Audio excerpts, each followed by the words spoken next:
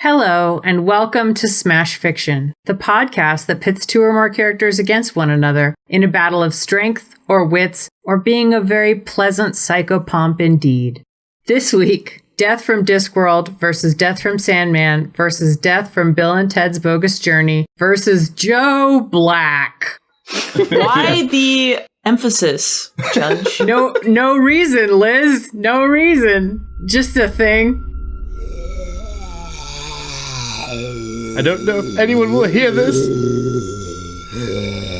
I know it's our last Smashtoberfest, but I had to tell someone.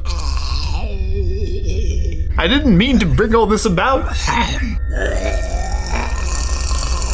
I was only trying to help my podcast. Poor thing's been sick for years.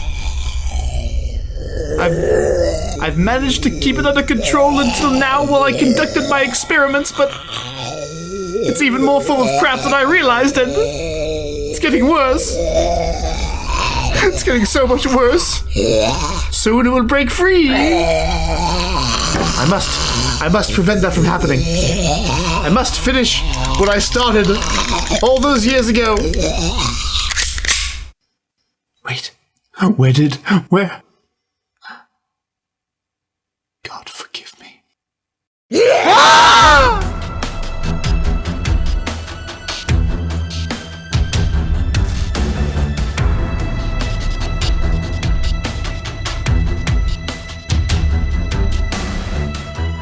Death is described as many things.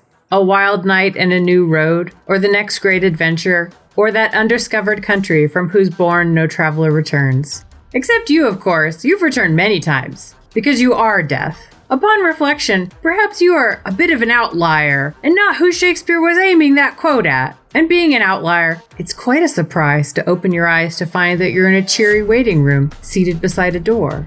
It's odd, because things very rarely happen to you. In fact, you are typically what happens to things. You glance out the window expecting an indicator of where you are, but there's nothing. Beyond the window is a perfect blank void. The door opens. Hello, please come in. You walk through to the office and sit in front of a desk that's decorated with no small number of cactuses.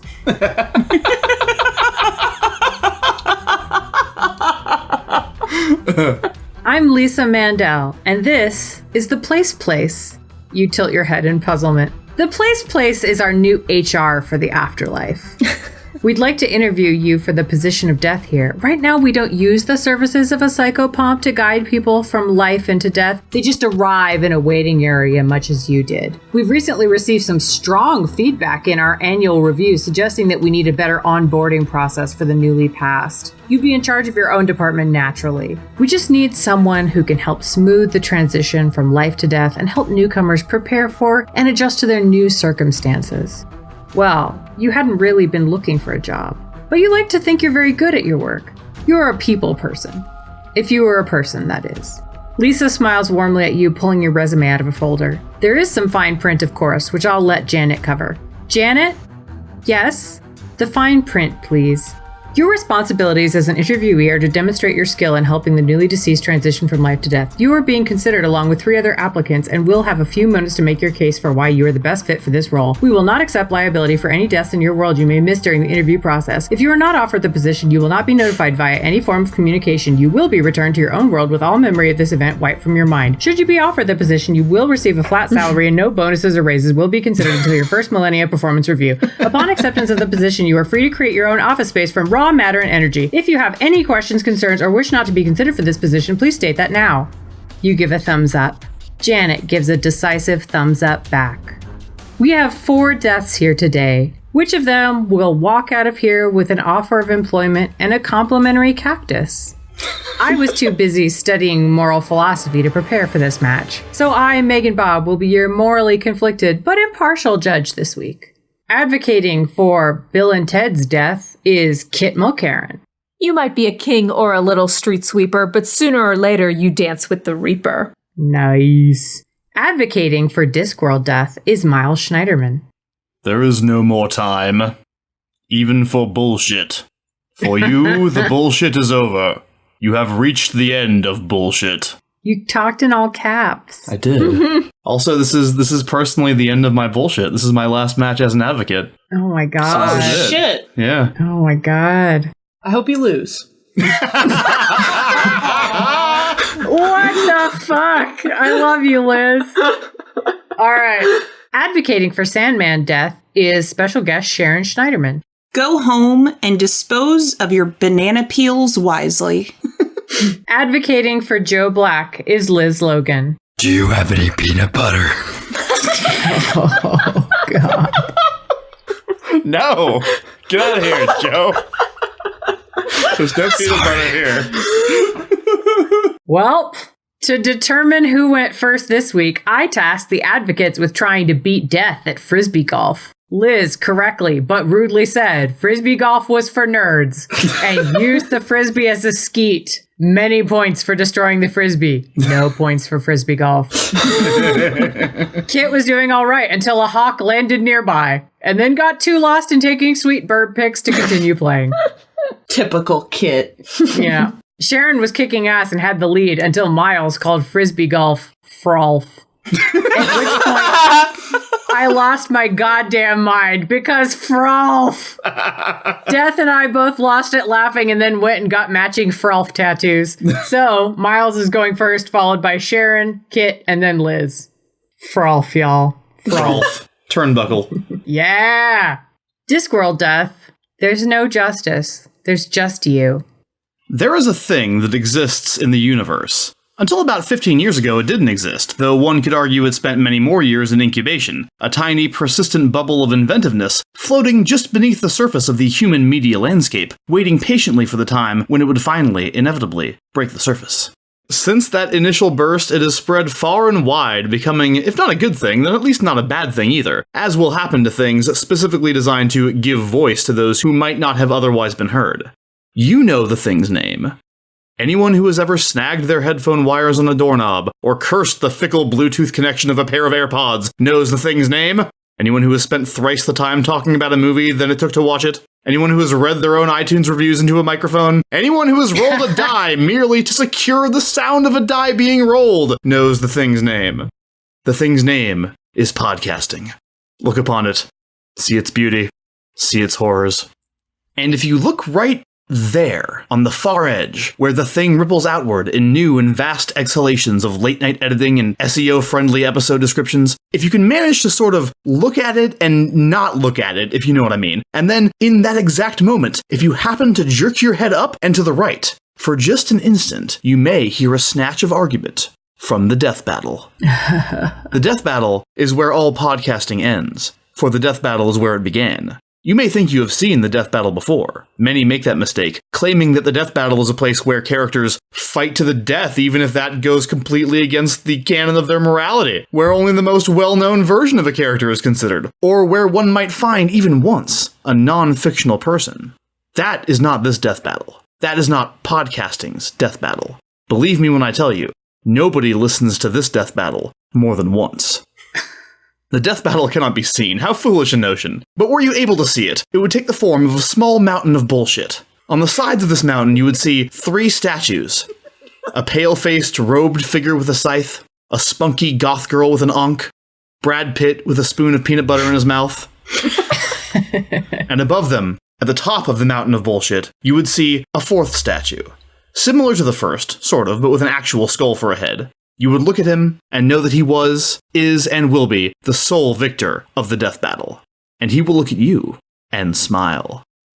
That is because the death of Discworld is the funniest, most charming, and overall best death there is to behold. First of all, universally recognizable, even more so than Bill and Ted death, because he has the skull. That means no wasted motion arguing with a newly deceased about how it just can't be their time yet. With Discworld death, you skip past the preliminaries. He shows up, he's the grim fucking Reaper, and his voice echoes in your head in all caps, easy peasy. Second of all, that voice in all caps is probably echoing some kind of joke, because Discworld death is almost always greeting his pickups with a fantastic one-liner or pun. Death likes and respects most humans, and is frequently seen trying to put the newly dead at ease, making them emotionally comfortable for the upcoming journey. Death has so many feels, you guys. He just wants to help.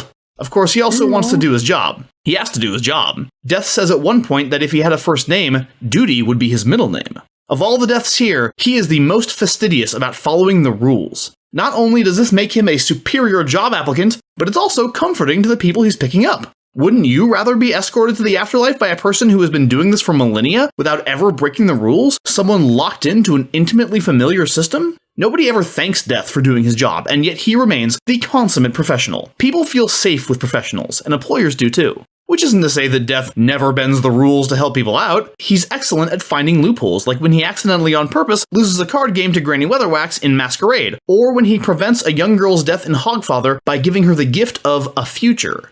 Death doesn't break the rules, but he does what he can. He's on your side. He finds humans fascinating, and has at various points provided incredible insight into human nature, such as his one atom of justice, one molecule of mercy speech in Hogfather, which is beautiful and made me cry and changed my life, and was used by Alexandra Rowland in the essay she wrote that is beautiful and made me cry and changed my life, and oh my god, are you not yet seeing how amazing Discworld Death is? He loves and hates and jokes and mourns. He has character arcs and goes through changes. He manages to do what has to be done while somehow also finding a way to do the right thing. There's a reason that Discworld fans with terminal illnesses used to write to Terry Pratchett and tell him that when they died, they hoped this was the death waiting for them. Because of all the deaths here, Discworld's death is the most human. I miss Terry Pratchett. I know. However, we do still have Neil Gaiman with us. And on that note, Sandman death. Life is a disease, sexually transmitted and invariably fatal. Wow, it's so beautiful here. Can you believe how awesome everything is? Oh, I had such a great time yesterday. I saw butterflies and rainbows, and you wouldn't believe the awesome mermaid hair that people have. What are my strengths? Well, I've been around since the beginning of time, so there's that. I'm compassionate and kind, so I make friends really easily. I have literally millions of friends. The hot dog seller, Harry, Foxglove, Hazel, Boris, just to name a few. Although I can come across as a little intimidating, people often fear the concept of death. I usually win them over with my sparkling personality. I'm also really great with change and rolling with the punches. I know that all living things end, so I don't need to keep a balance or an order. If I spare a life, I can enjoy sparing them and know that I haven't changed the fate of the universe. One time I saw this little boy, Alvy, die, and his mother begged for me to spare him. It was so cool. I could actually make a deal. I also hope you can see how much I benefit from my one day of living every 100 years. I treasure life and breath. Educational background. Well, I was here before anything was alive, and I'll be here long after, so I guess that I was homeschooled? But I seem to have learned enough. Why do I want the job?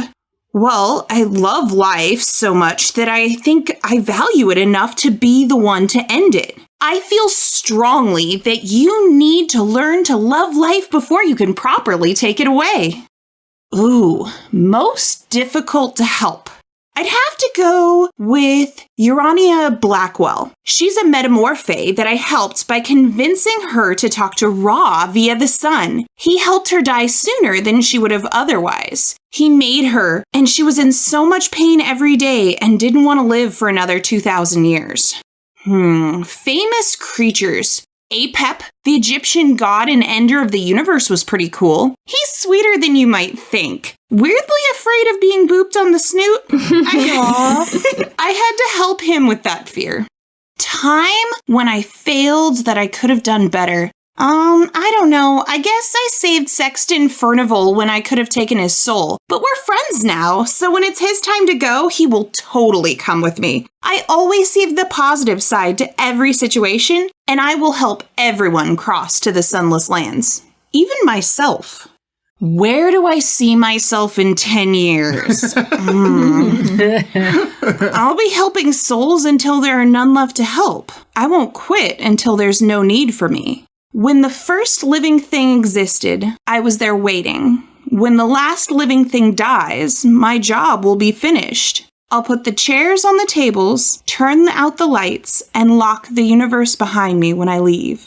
Sum myself up in 10 words.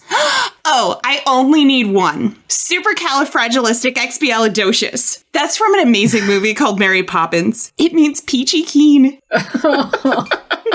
Oh my god. Pandering? Bill and Ted death. I'm glad we're not playing Clue. You cheater! Unlike a couple of other bogus deaths in this match, when my most excellent dude turns up, there is no mistaking who he is and what he's there for. Dressed for the job you want, right? My dude's got the velvety black robes, the palest skin goths would literally die for, and record-breaking eyeshadow game. And as if that wasn't enough, let us not forget his authentic as fuck scythe. Girl, it's got a long blade for reaping multiple people when you play He's Got Them Dropping Like Flies, and a professionally carved wooden pole with handles, because real reaping is real work that burns real calories. This ain't your local Spirit Halloween BS right there. This is Black Plague craftsmanship. And even if my dude was dressed differently, left his scythe in his limo like you do, you, a dead person, would know who he was because he's the stand-up bass player of the most famous band of all time, the Wild Stallions. I didn't even need to tell you that. The band that saved the planet and brought humanity into a utopian age. He was a cover model on today's Gentleman magazine. He won the Indy 500 on foot. You know who this death is, and you're going to be starstruck when you see him. Can you imagine what it'd be like if the bassist of your favorite band greeted you when you died? That'd be like if I died and Pete Wentz from Fall Out Boy showed up to escort me into the afterlife. Now, I did actually meet Pete Wentz in my job once, and my heart almost exploded, like in a good way. So I'm half speaking from experience here. What I'm trying to say is, if my dude shows up, you're not only going to immediately know what's up, you're also going to be real hyped about it. I mean, like, yeah, you're dead, but at least you get to meet one of your favorite celebrities. That's a little slice of heaven before you even get to heaven. But despite his spoopy appearance, my dude isn't really intimidating. He's direct, what with his "you will come with me" approach at the beginning of the film. But Bill and Ted weren't afraid of him, you know. They even gave him a Melvin. So, just saying. And I'm sure my opposition was planning on using that fact against me in the rebooties, but that happened before my dude was good famous. He's death, so he was always famous in a way, but now he's good famous like no other death in this match is. Combine that with a direct but approachable personality, and you've got yourself an invaluable Grim Reaper. Oh, but wait, he loves games?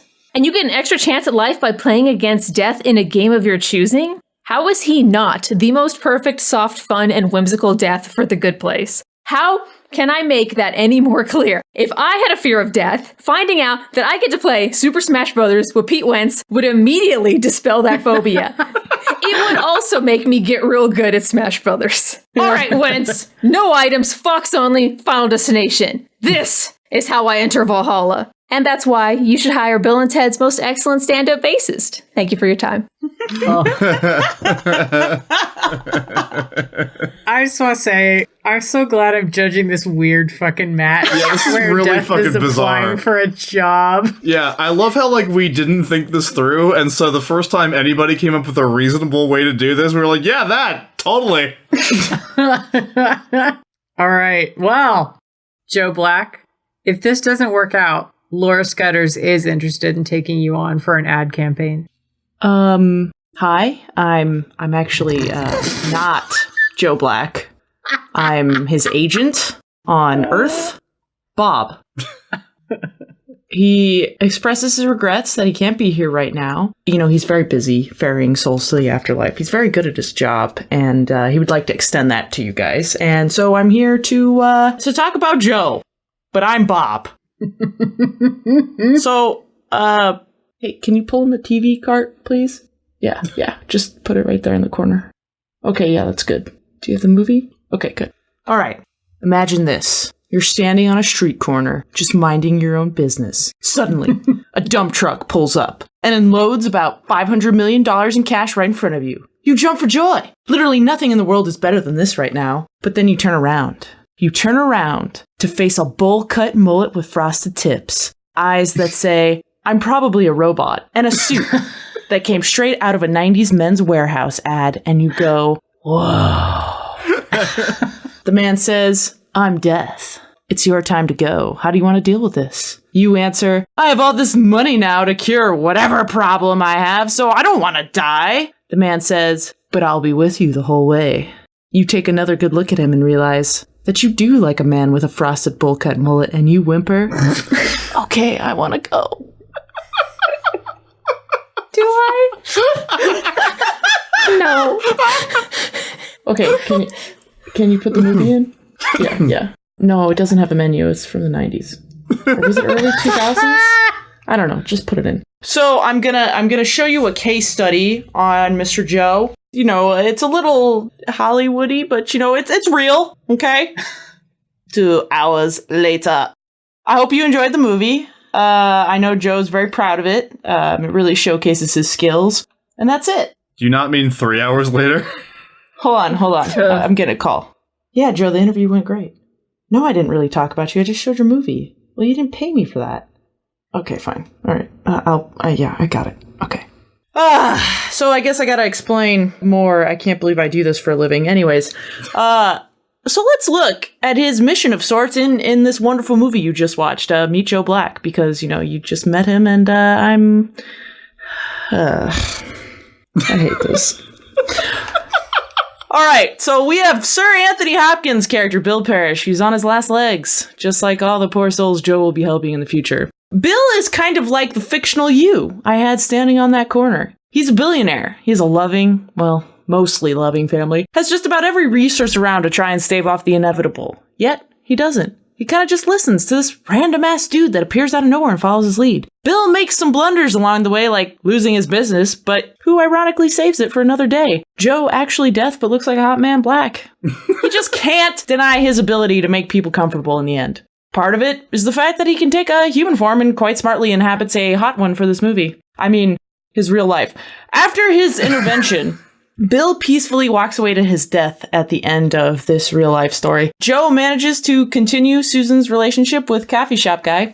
Joe delivers the coffee shop guy alive again to Susan after he departs for his wherever the fuck death lives fortress. He makes Bill's nasty son-in-law unable to ever wear an abhorrently large peaked lapel suit again. I mean, we're saving the world here. Our best case study of Joe's deathly prowess is the Jamaican mom. Literally, I have no idea what else to call her. Yes, your first reaction may be similar to that of her daughters, seeing Mr. Frosted Mullet use a Jamaican accent. But guess what? Joe ain't evil. He's here to make your final days comfortable. Look how scared she was when she first saw him, but then, through touch, was instantly able to calm her and have her accept the inevitable. That's the kind of death Joe Black is. He'll make you feel like you're the only one that matters, that you will be the apple of his dead eyes, that maybe one day he'll let you take scissors to his hair, maybe, probably not. But it's part of his charm, anyways. If we're talking about being effective, Mr. Joe Black is as good as dying gets. Thank you, I'm Bob. What is happening? I don't even care who wins this match anymore.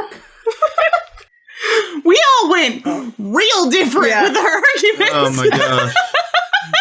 You're not fucking kidding. I know, I feel like I have a series of mini strokes and each one has taken me to a different place. Guys, am I dying? Is that what's happening? Thank all of you beautiful deaths, for a magical opening. Now we move on to rebooties, and the first person in the middle of the rebooty pile is Miles. So everybody gets to say one thing about Miles's death. And may I remind you, this is not in the spirit of Smash Fiction, but just because I'm here, you can also say a nice thing. Aww. Thanks, Bob. It won't help your argument, but you can do it. Hi, my name's Bob again. Why did you pick that name? I was looking over your resume, and I don't really need it, so I'm just gonna... And if we're talking about making people feel comfortable, you're an actual fucking skeleton. How is anyone supposed to feel comfortable talking to an actual fucking skeleton? I mean, you're like what you hide in a hallway during Halloween and go, surprise! Oh my god. The savagery.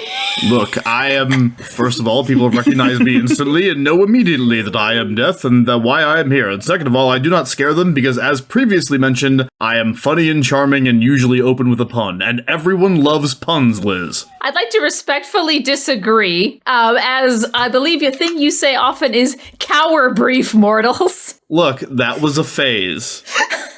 That was, it's not something, I wouldn't say, do I say it often? Or do I say it, like, occasionally when I'm trying to get mortals to cower? You decide. If you never bend the rules, you're not going to be a really good employee because you're just going to be so structured and straightforward that if something comes at you from like left field, you won't be able to kind of go with the flow. Well, I do bend the rules. Again, the rules are bent by me. I massage them, if you will, so that I can help people using loopholes. I don't. You did actually say never bends the rules. I can actually see. I'm reading your argument. It says, which isn't to say that Death never bends the rules. Oh, okay. Isn't His to say. resume. Oh, okay. His resume. Yeah, she's just reading So my he's a argument, trying to liar. find things to pick apart my typos, probably. All right, well, now we move on to Sharon. All right, Sandman Death. Everybody say something about Sandman Death. I mean, she's great. Aw, Miles has decided to take advantage of the say a nice thing rule. I do want to say, like, it's one thing to bend the rules. It's another thing to hear somebody say, not me, I'm never gonna die. And instead of, like, trying to convince them they're wrong, you just let them be immortal for fun? Because you and your brother made it to bed or something? That's a little bit irresponsible, don't you think? But it doesn't affect the universe in any way, so why not enjoy things as much as possible? There's no actual time to die. Everything dies. Damn. Deep. Hi, this is Bob again. I was looking through this background check I had ordered on you just before I arrived here. Wow, that's And, the fastest background check I've ever heard of. You can't fall in love with a mortal, and you know who can? Joe Black can. And what if a mortal he was gonna take wanted to fall in love before they died? Joe Black can fulfill that role. He certainly made Susan's life a whole lot better, hooking her up with Coffee Shop Man. So when she dies, she'll be happy. Your Did you Honor, hook her up with Coffee Shop Man, or did you just accidentally pick a person who happened to be Coffee Shop Man? Okay, wait, the court recognizes Kit. Your Honor, can I use my point that I would have used to attack Sandman Death to instead attack Joe Black? You may do that whenever the Joe Black round arrives. Absolutely. All right, fine. Okay, here, I'll say a nice thing about Sandman Death. I object. love her fashion sense. However, Thank you. not everyone loves the kick-ass goth attire, and I think that's gonna hinder her slightly in appealing to everybody. Judgmental much? Just stating the facts, man. As a low-key goth, it's not always popular. Not a popular look. As an ex-rainbow goth, I had many a random old man come up to me and tell me that my thigh-high striped rainbow socks were very cool. I don't know. I think many people can be converted over just with a bubbly smile. All right, everybody, tell Kit what's up. Your Death is so incompetent. He'll never make anyone's passing more comfortable because they're never going to actually pass. He wins almost every game. If he didn't, people wouldn't die. But Except except Bill and Ted. Yeah, I mean, near-death experiences happen all the time. Still, the vast majority of people actually die. I gotta say, I'm a little bit worried about your Death's commitment. Because, like, he's got a band now? And I don't know if, you know, we all know the stories about people who start bands and they get famous and they get big. Like, having personally lost a job opportunity recently because I told them I wasn't willing to give up all my extracurricular shit, I'm not convinced that Bill and Ted Death is going to make the best person here, because I just feel like now he's into music and, like, melvining other people, and I don't know if he's got the commitment. I, too, was almost passed up for position I hold, because it was like, oh, well, Kid only wants to do part-time because she's got a podcast. Maybe we shouldn't hire her. But no, they believed in me, and now I'm like one of the best motherfucking employees. Yeah, you are. Yeah, those Roadrunners know it. I'm not sure if I completely believe your eyeshadow game. I don't know. That was pretty wonky eyeshadow. Hey, man, some people's trash is other people's trash pandas. I don't know what to tell you. All right, everybody, give Bob a piece of your mind. This thirsty ass bitch is just going to be trying to like flirt with every pretty rich girl he comes across. Like, what the fuck? Death on vacation, my dick, and I'm not going to be a fucking good worker. Please. Your assertions, if anything, make Joe's case for being the best death stronger. Because flirting with people makes him feel good. And then if he's suddenly like, I love you, but you have to die now, but you can die knowing that I loved you, is great. Plus, the main focus of his lovely biography isn't even a hot woman. It's an old man. He has experience at all stages of life. Well, not all, that's weird, but the appropriate stages of life. It sounds like you're making the argument that he also secretly fucked Anthony Hopkins. The hair is bad. It's real bad. You should not have a bowl cut mullet with frosted tips, and Death should know better. He's met a lot of people over the years. I think maybe Joe should find a hairdresser and take them to the afterlife and help him. Well, here's the nice thing. Hair can be changed. If you're a skeleton, you're going to stay a skeleton. Sorry, that was a little bit of a low blow to Mr. Discworld over there. Oh, no, that's fine. I'll give it right back to you in a second here, Liz. Okay, that's fine. And luckily, Joe does not have to inhabit the same body every time. That is lucky. He can find one with a better haircut. The Meet Joe Black death is real fucking dumb. Like, I didn't know if this point was going to get down to me, but, like, you read Discworld and you see the Discworld death, like, knowing everything about humanity because he's been around all this time. He doesn't always get it, but, like, he knows shit. Fucking Meet Joe Black death doesn't know anything about anything aside from a smattering of Jamaican culture. How is he not an idiot? He doesn't know what peanut butter is. Here's the thing. To be a good death, to make people feel comfortable, you don't have to be smart. You have to be endearing. And that's what his dumbness allots him. It's a strength. I love it. The next time I'm criticized for not knowing something, I'm going to say my dumbness makes me endearing. And you learned that from Joe Black. I did. Thanks, Joe. No, Bob. I'm Bob, not actually Joe.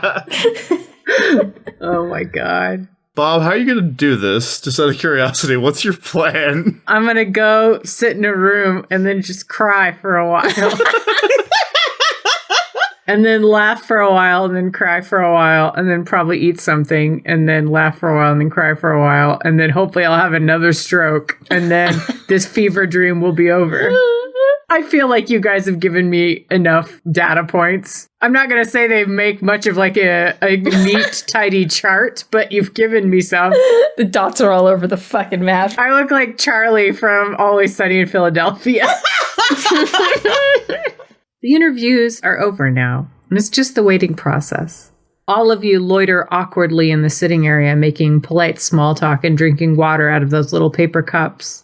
One of you looks out of the void window and sees a cloud. That's odd, just the one cloud. But with a flash of lightning and a crack of thunder, you realize it's not just a cloud. It's the spirit that will guide you from the main round into the lightning round. Oh. Yep, I know. I didn't do a scary one. It's not, sorry, I should make it the lightning round. Ah! The room dissolves away around you into a plush couch in a room surrounded by TV screens. In front of you is someone in a pixelated suit looking curiously at the TVs. They turn. I'm Gritty. Gritty Reboot. I represent a very different organization than the one you were interviewing with. Think a little more American Gods and a little less Good Place. You stare questioningly. I'm not above poaching talent, true talent for our group. We're going through a sort of reorg right now, and while my department, the gritty reboot department naturally, is still doing quite well, we're not going to leave any cards on the table. We don't just need gritty reboots. We need soft, hopeful, friendly reboots too. Yay! You spend a lot of time around people, right? You know what they like. Show me what you've got. Take a gritty TV show or movie and pitch me a reboot of it that's got that Steven Universe softness to it. Give me your squishy reboot. So, advocates, you are going to take a grim, dark property, your Game of Thrones, your Supernaturals, your Dead's Walking, and you are going to tell me how you changed the plot and characters, what you changed the name to, and what your tagline for this softer, gentler reboot is. All right, first up in the lightning round, it's Liz, because we go back to front.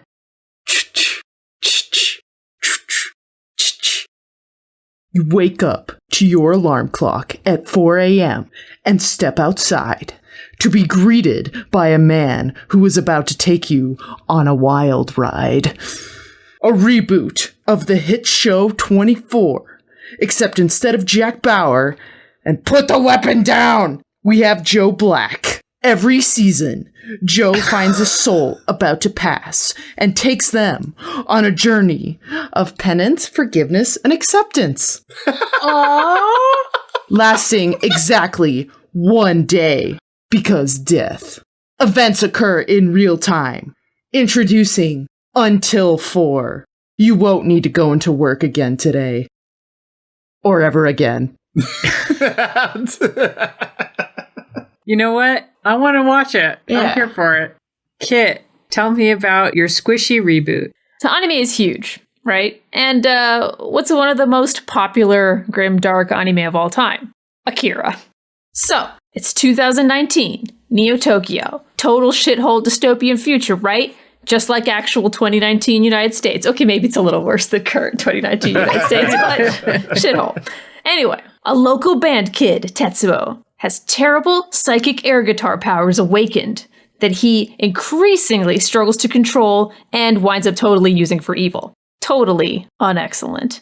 Anyway, despite his friend Kaneda's attempts to stop his awful meatly rampage, he begins to transform into a massive body horror that consumes the city and his friend Kaneda. However, this allows Kaneda to meet a very handsome, very pale bald man in flowing black robes.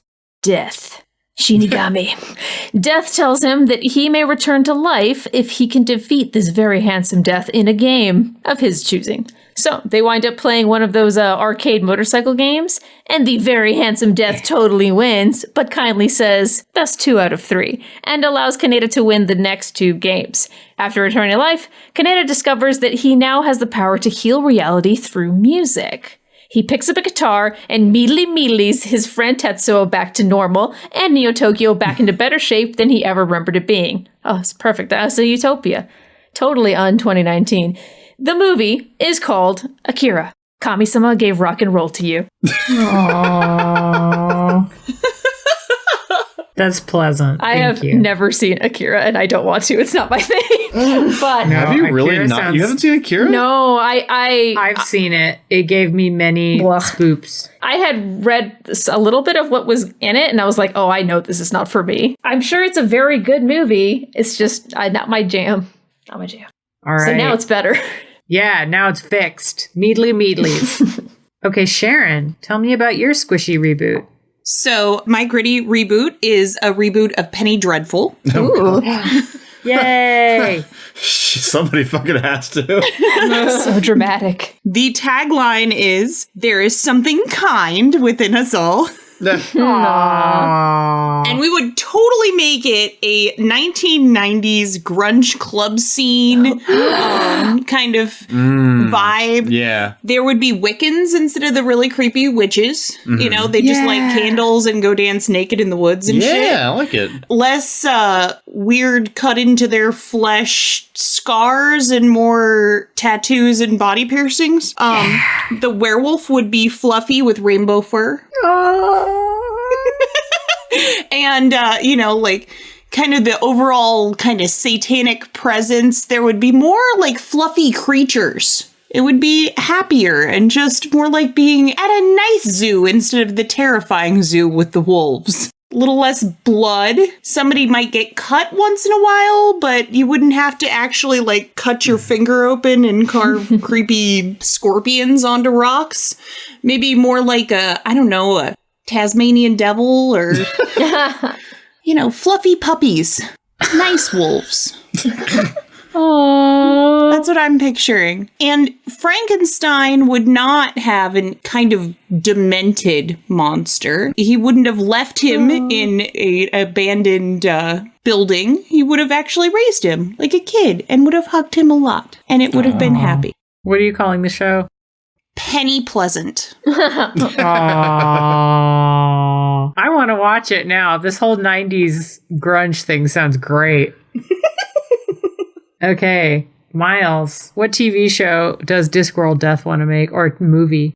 Discworld Death, after being given this assignment, looks out over the human media landscape and sees something a little weird. It's this bizarre like franchise that the humans have made, where it's like they just got the most famous and put them all together, and like we're like, hey, let's shoot and blow stuff up, and it really has like very little artistic value, or merit at all. And Death, as we know about Discworld Death, there's one thing he actually loves, it's cats.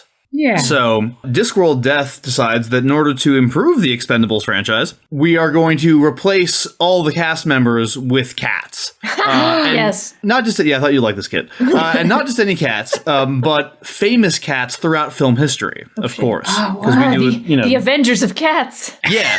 So, and a lot of these cats obviously have passed away, unfortunately, but Death is not really a big problem for him. He can go find him and bring him back for one last score, as they say. So the plot of the film revolves around the old veteran cat from back in the day, the cat that portrayed Thackeray Binks from Hocus Pocus. Oh. And he's approached by the lion that played Aslan in the Narnia movies, and the lion's we need you back on the job, Binks. And so there's there's some kind of fiendish villain around here somewhere. So Binks gets his crew together, and they include Mr. Bigglesworth from the Austin Powers movies, bringing the hairless representation. He gets a lot of like witty banter with Blofeld's cat from Russia with Love, because they're kind of the same. So they get a bunch of like meta jokes and in jokes together. Sassy from Homeward Bound and Milo from Milo Notice, both on the team. Mrs. Norris, of course, obviously. DC from That Darn Cat. He's kind of like the wild, reckless one who doesn't play by the rules. Oh, boy.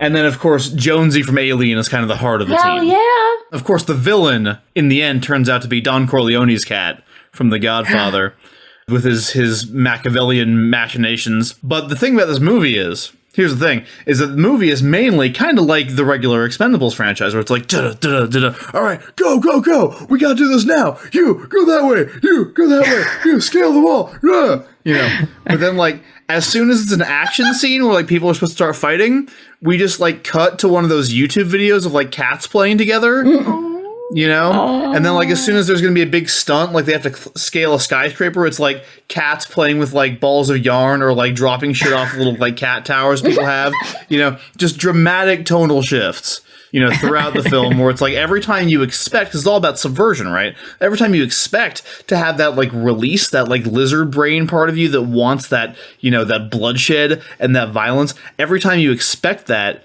you get all of a sudden just, like, beauty and niceness instead. That's basically how Death is planning on remaking this franchise, so that instead of wanting the violence, people actually want the softness. And of course, in the end, they just end up playing with Don Corleone's cat too. Come on now, they just all end up playing together. Of course, this shit does get really wild in the sequels when like fucking Simba and like other animated cats start showing up, but that's a whole other thing.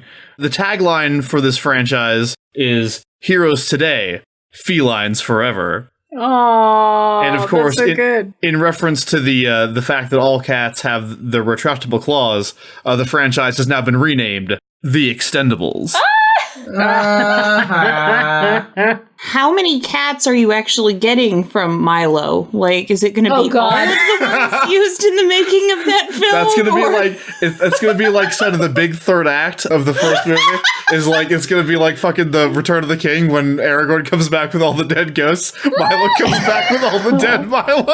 Oh, God. I'm sorry. That's okay. so... I have to go retire to the underworld to consider my future. You know, just hanging out on the banks of the River Styx and chilling. Can we discover that Jonesy was Goose the whole time? Yeah, I can't believe I forgot about Goose. God damn it. They're orange tabbies. Like, it's yeah, great. yeah. In space. That should be orange tabbies in space. The orange tabbies in space. Yeah, absolutely.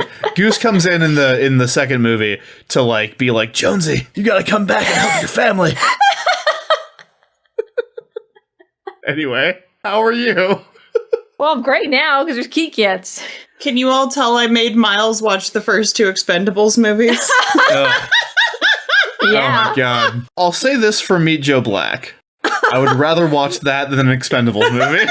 Wow. Harsh on Expendables. Then again, you don't like action movies. That's right. And I think you, kid, hated Meet Joe Black more than most of us. Oh, definitely. I just thought it was so boring. There were some moments, that I'll admit, where like I was actually paying attention. Like the beginning of his like peanut butter thing. And then it like went on too long. Like that movie needs an editor, man. That's what I said after. I was like, I could have gone through that movie like an episode of fucking Smash Fiction, like cutting out breaths in opening arguments. Like if I could just cut out 2 minutes of every scene, it would be an hour shorter and way better.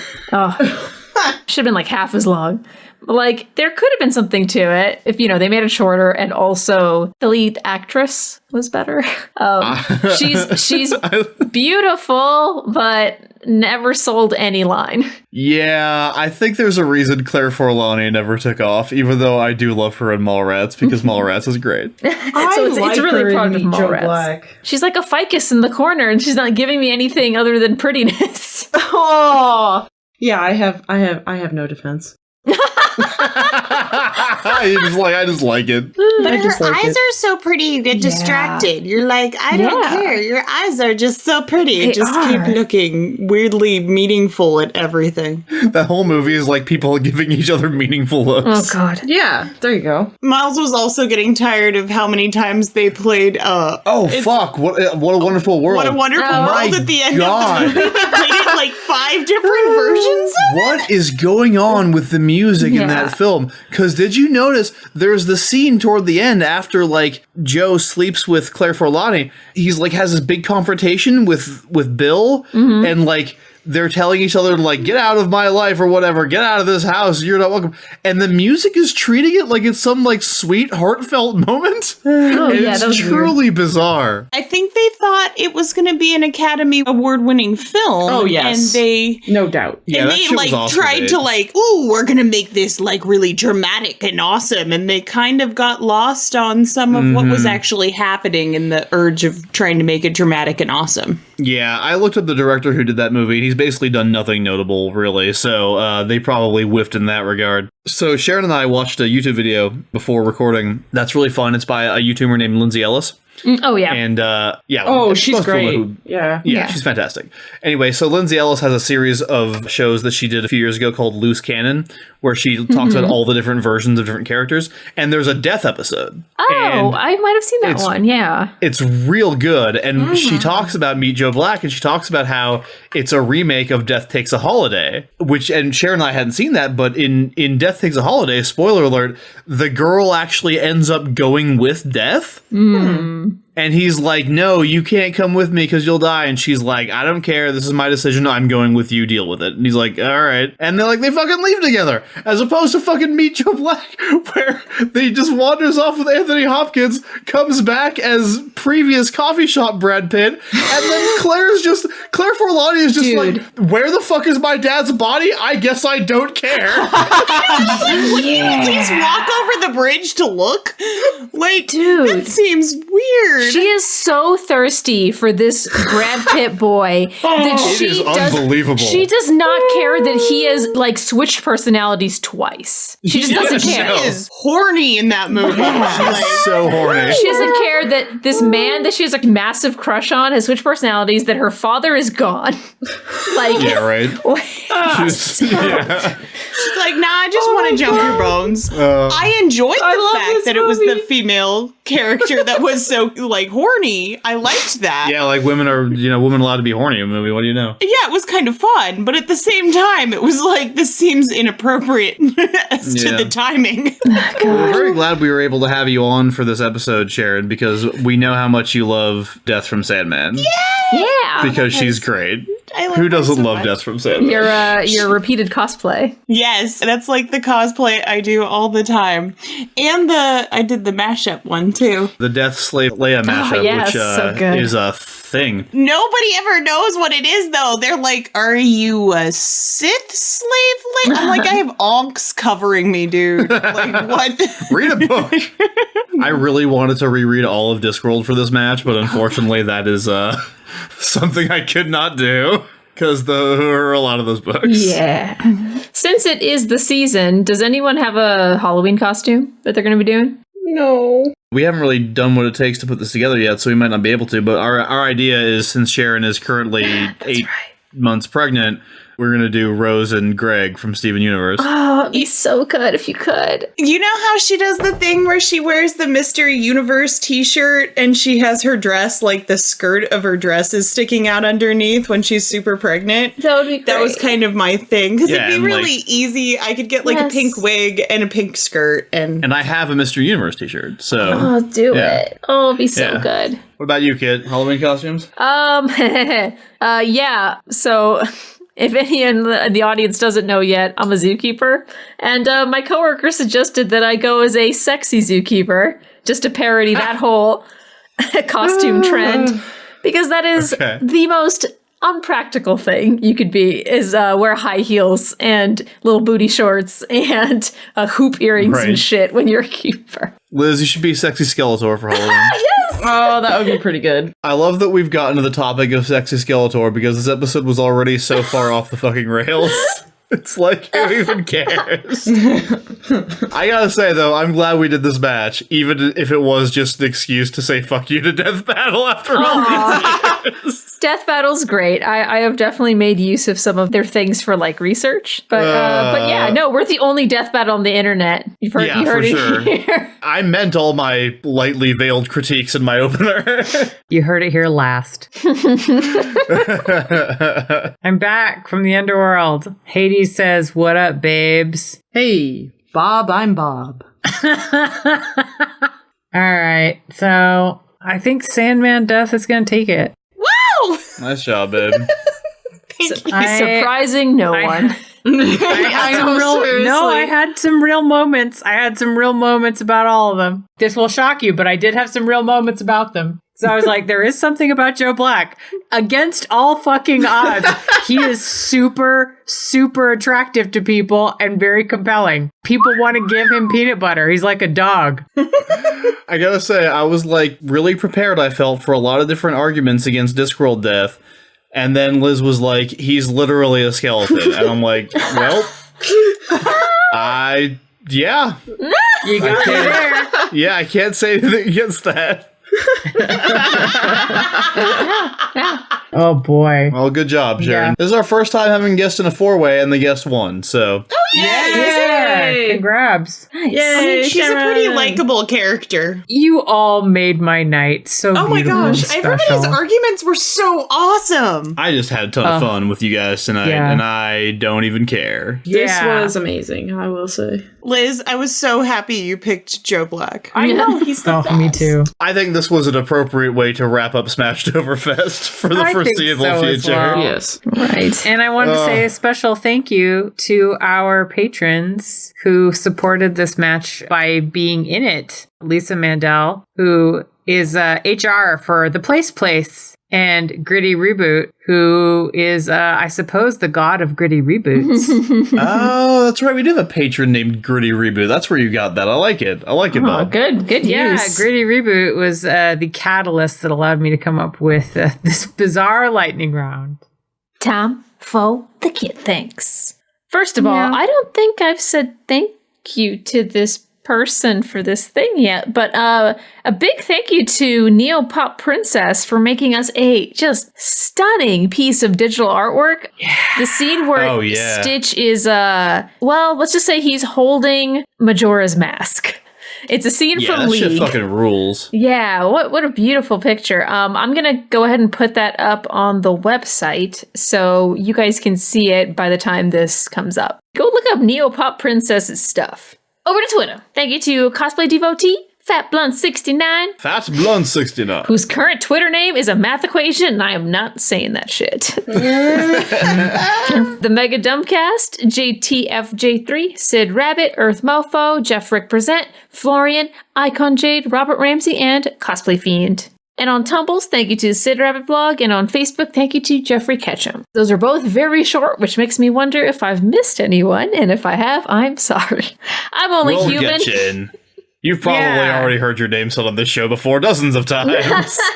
But we love you. Thank you. And thank you so much, honey, for coming on the show one last time. Yay! I'm so glad I got to be on it one more time. Sharon, is there anything you would like to plug?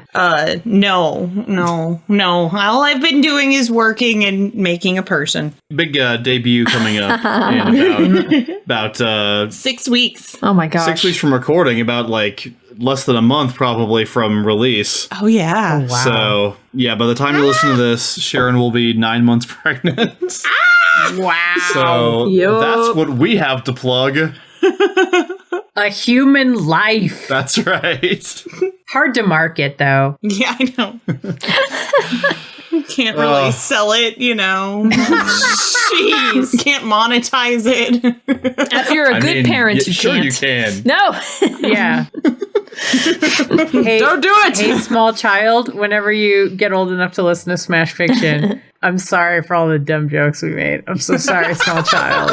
Or maybe this child will have better taste than to listen to Smash Fiction. We shall see. Maybe, but knowing us, probably not.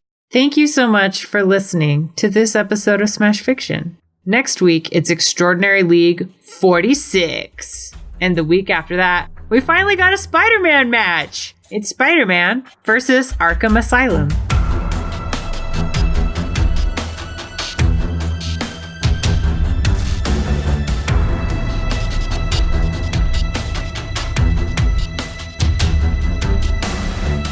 Smash Fiction is produced by Miles Schneiderman and production assistant Sharon Schneiderman, with logo design by Claire Mulcairn. Special thanks to Kevin MacLeod of the Clan MacLeod at Incompetech.com for our theme song, Hitman. You can find us on Twitter at SmashFic Podcast and search for the Smash Fiction Podcast on Facebook, Tumblr, and YouTube. Subscribe on Apple Podcasts or your podcatcher of choice, and if you leave us a good review, we shall become more powerful than you can possibly imagine. Smash Fiction is made possible thanks to our supporters on Patreon at patreon.com/smashfictionpodcast. Please consider donating as little as $1 each month. It helps us keep the show going, and we have great rewards and extra content for those who help us out. If you have any suggestions, feedback, or other contributions, send them to us at smashfictionpodcast@gmail.com and help us continue the fight. Also, why did I pick the name Bob? Because Megan Bob. Right. I don't know. What? That was taken dumb. fine. I mean- I didn't even think of that. That's how I ended up with the name Megan Bob. I didn't think of it. I mean, Joe is like the other like standard. Ah, shit. Anyway, Ah! it's all right. We're moving on. Bob.